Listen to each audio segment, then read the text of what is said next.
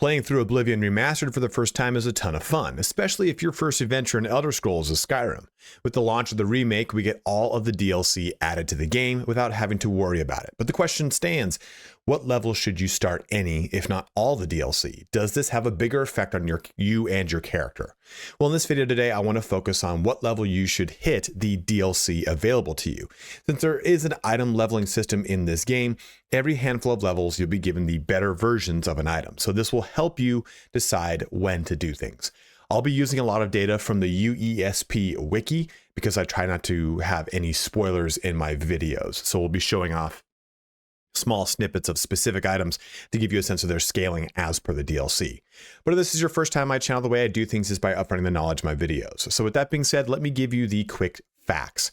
For the Knights of the Nine, which gives you the cool paladin themed weapons and armor, you can start that at any point. The items that you are given can be leveled by replacing them on an armor stand. They'll just simply jump up to match your current tier. And if you played OG Oblivion, you no longer need to worry about the master trainer for restoration being killed. They have fixed that with the remaster. The Mehrune's Razor can be acquired at any point, really because the Razor's enchant that has a chance to instantly kill things on only scales off of your luck. So the damage and other enchants do have tiers, but the instant kill is what is important. The Shivering Isles DLC is the only DLC I recommend doing after the main story because I feel like it's a lot harder of a DLC. Also, the items you get from it are just stupid strong. So I'd recommend being at least 25, if not fully 30, to get the very best version of all of the artifacts. For all of the houses like Frostcrag Spire, the Castle, Thieves' Den, I wouldn't worry about the level because the items they give you are just not that amazing. The real benefits is the amenities that each location delivers. Lastly, if you want, just wait until level 25 or 30 to do anything of substance if you really care.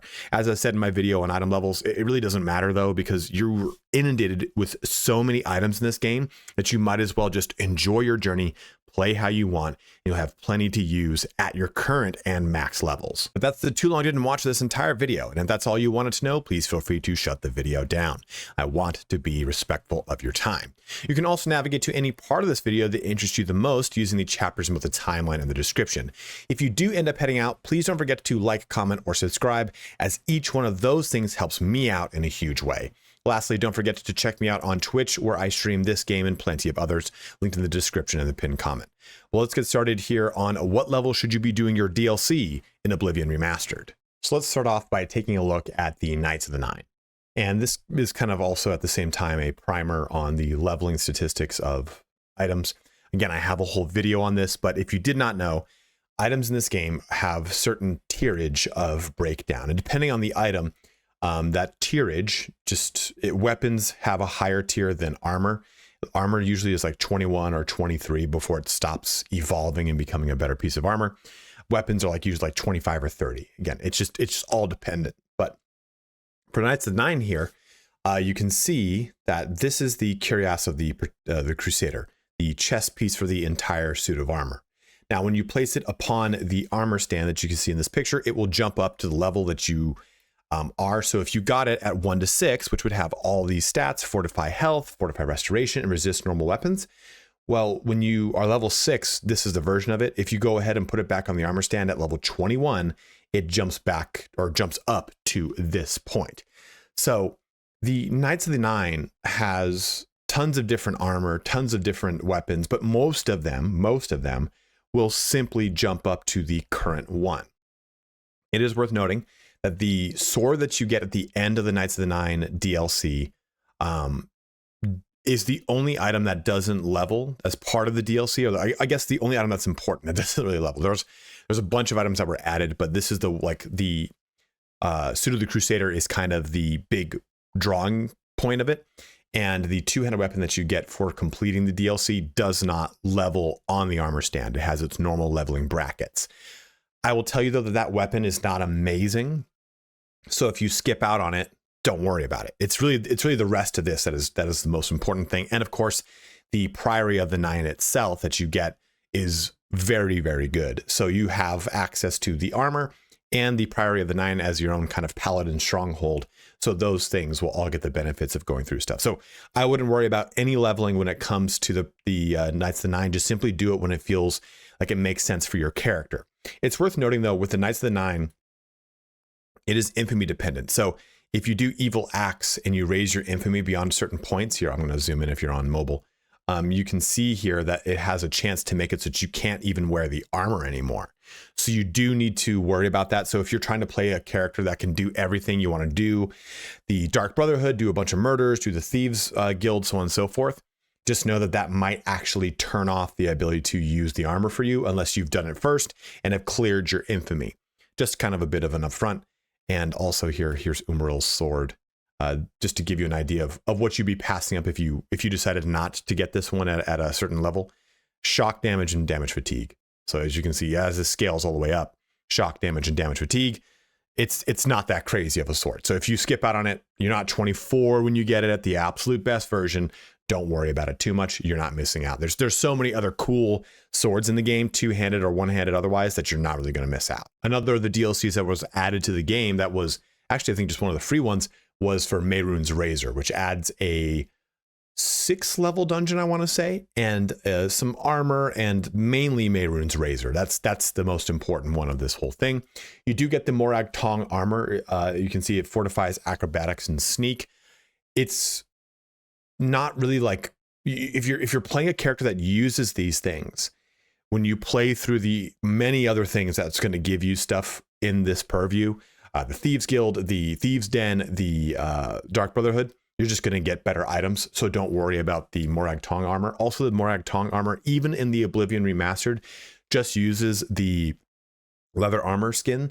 So it doesn't even look particularly cool. I'm not trying to discourage you from getting it. I mean, it's pretty useful in the very beginning of the game, to be honest. But I just don't want you to think like, oh man, the Morag Tong armor, I'm going to want to wait for that. Like, no, don't worry about it. You fortify acrobatics and sneak at max level of 20. You're going to find way better items, so don't worry about that. Now, the big one though is, of course, the Mehrune's Razor.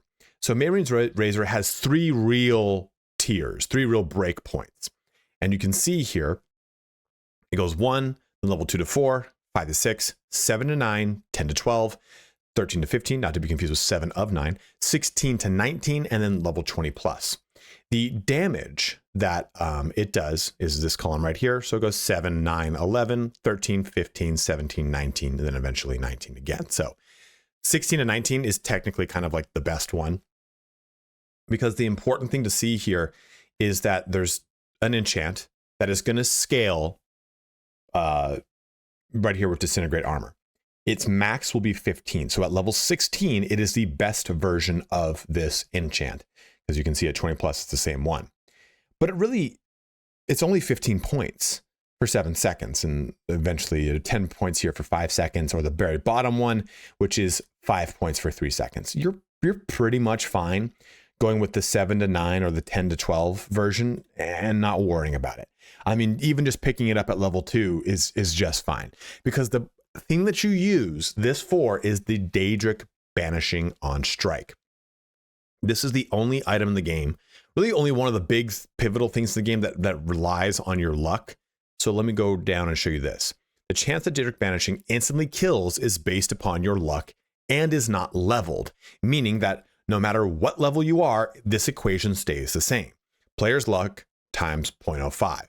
Death chance is at least 1 and at most 10. So this thing will always have between a 1 to 10%. The actual conversion comes out to 2 to 11%, which is kind of funky. It's just really funky here.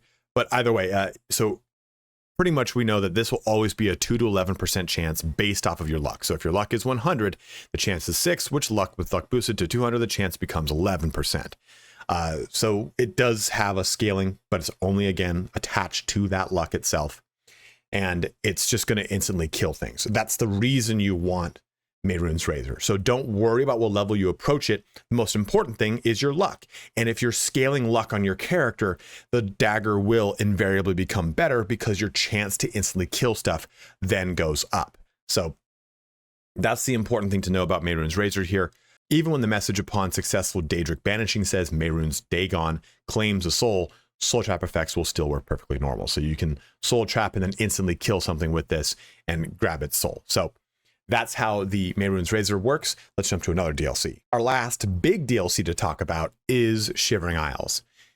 And 23 is the kind of comfortable sweet spot to start taking advantage of this DLC. You'll probably level up a couple times doing it. It is not the easiest of DLCs. It's that difficulty is kind of in scale with Remastered, where add up doesn't feel as challenging anymore. But you get generic armor, both Madness and Amber, and the perfect version of it happens at level 23. So you get access to this. I can show you what the armor looks like. Again, I try to keep those things spoiler free as much as possible. But you can see it will fortify your athletics too, which that's the perfect version, right? So the perfect version gives you the best stats as well as the best enchants on any of these items, as you can see here. So that's your armor, and there's a lot of armor to take advantage of. There's also a ton of artifacts in this DLC, a whole crap ton. But one of the best ones is the sword. And I don't want to show you the sword, so we're going to take a look at here at the stats of the Dawn Fang and Dusk Fang. Now, there is a really cool this weapon works very interestingly. During the day, it's Dawn Fang. During the night, it's Dusk Fang. And it can become a superior version of itself if you kill 12 things with it in its respective time frame. So if it's daytime, I've got 12 hours to kill 12 creatures, 12 whatever. If I kill those 12 things, then at dusk, it becomes superior Dusk Fang. And I have to just keep killing 12 to keep that process of keeping it in the superior region. But the scaling on this is pretty rough. So it goes from 7, then to 12, then to 17, then 19, then to 21, 23, and then 25. So we want this to be level 30 plus. Usually the latter one doesn't have as much of a drastic scaling, like 25 to 29, then to 30. But in this case, it's not drastic, but we get a lot of enchants that are just different. So we want to be able to take advantage of as much as we can here. We get an enchantments like fire, frost damage, and absorb health. Only the superior version gets the absorb health. So at level 30, it will do 15 both frost and fire, or frost or fire damage, and then 7 absorb health. So you can see just what that will really do for us, right? So we want to get that at the highest level possible. And of course, there are tons of other artifacts that I'm not showing. There's lots of cool robes and jewelry and helmets and stuff like that. Again, trying to preserve as much of it as possible. Also, there is something that you get for completing Shivering Isles that will be cooler, I guess I will say, if you get it at a max level when you have some of your best gear available to you. You'll see what I mean once you complete it. And if those of you that are veterans, you know what I'm talking about with this. The reward for completing is pretty substantial, or not substantial. It's pretty cool of a reward when you are looking cool. But that's Shivering Isles. Let's close our video out really quick by just kind of quickly going through some of the items you would get from any of the housing. So all the items that you're going to be getting for most of the DLC when it comes to the houses, they don't really matter too much. Again, like I said, like if you take a look at Frostcrag Spire, the biggest benefit of Frostcrag Spire is the amenities that it affords you, like enchanting or spellcrafting, or the Atronach summons that are basically your familiars, or any of the benefits of the Battlehorn Castle, or any of the benefits of the Thieves' Den, like being able to train your lock picking, stuff like that. There are items, of course, that you can get from those locations. Here's an example of the Sword of Leylin that you can get from the Battlehorn DLC, which is the castle just west of Coral. And its best version here gives us absorb fatigue and fire damage. So cool stats, great stats. Not the most amazing ones, right? You still have amazing other single-handed sword or one-handed swords that you can take advantage of in this game. So don't feel like doing this at any point. If you just want to get a house online for your character for free, don't think you're going to really hurt yourself here, because also this weapon in specific has kind of similar to Mehrune's Razor, right? Where it has the different scaling for the disintegrate armor where it jumps 2 tiers. The Battlehorn Dragon Sword power is the same thing here. It's 1, then 1, and then 2, and then 2, and then finally 3 at the bottom here at 25. And that scaling point here is 10 damage in 10 feet, 20 damage in 10 feet, or fire damage in 30 fire damage in 10 feet. Those are the 3 scaling points of that power. So I wouldn't worry too much about this unless you really want to focus on a bunch of big fire damage and taking advantage of it, especially because absorb fatigue isn't as good as it was in the base version of Oblivion. Because the base version of Oblivion's fatigue, as your fatigue drained, you did less damage with your weapon. It doesn't work like that anymore, right? So if you have 100 or 0 fatigue, 100 or 1 fatigue, you do the same amount of damage with your melee weapon. So this isn't as cool. The fire damage is nice, but still, you can see that there are plenty of items that you're going to be getting in the game. And the biggest benefit of those housing DLCs is just getting a house for free when a lot of the other houses are quite expensive, but they're all pretty cool. So that's the down and dirty of the housing portion of it. And that's really all the DLC. So like I said before, if you just wait until 20 or 30 at the absolute latest, then you're fine to pretty much get access to any and all of the items of this DLC at their best level. This is the same thing for pretty much everything in the game. The only other items that are artifacts that are particularly good are the Daedric artifacts, and they are at a set level of when you can do that Daedric artifact quest. So for example, the Spellbreaker, whenever you can do that, let's just say it's level 10, I think it's actually 12, that item is always set to that level. So I would encourage you to just simply play through the game, find the Daedric shrines, do the Daedric shrines when you see them. If you just stumble across a DLC, go ahead and do it. Unless it's the Shivering Isles one, which you'll know, you're like, yeah, this kind of took me in a whole different path. I don't know if I want to knock this out. It'll all kind of make sense for you as you play through the game.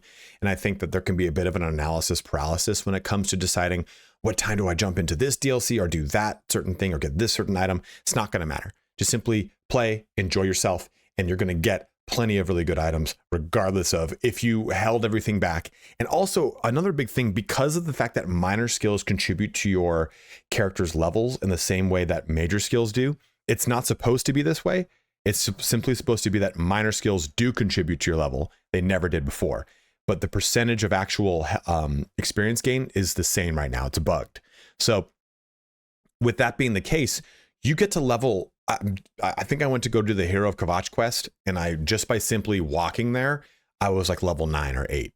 So you get to 20, 25 in a considerably less amount of time playing Oblivion Remastered than you ever did in OG Oblivion. So don't worry too much about these breakpoints. You're probably just naturally going to hit those breakpoints by simply playing, and then you can enjoy everything at the pace in which you want to do it. But that's pretty much the gist of everything we're going to be going through here today. So if you have any big tips for anyone wanting to hit certain DLCs that I didn't mention, go ahead and let it be known in the comment section below. Like I said, stuff like the Master Restoration Trainer being killed has been fixed with this remaster, so you don't have to worry about that. But as always, guys, thank you so much for watching here today. Have a good one and take care.